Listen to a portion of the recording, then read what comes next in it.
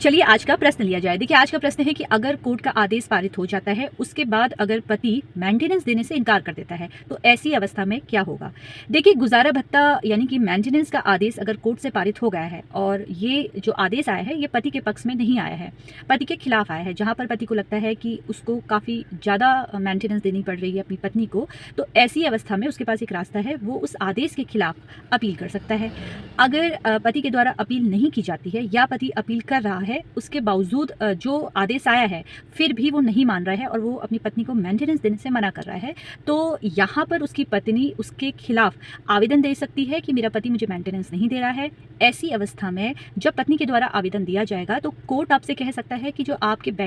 Account में जो salary आ रही है उसको सीधे जो आदेश पारित हुआ है उसको सीधे आपकी वाइफ के अकाउंट से लिंक करके वो जितनी मेंटेनेंस बंधी हुई है वो सीधे आपकी पत्नी पर के अकाउंट में आ जाए।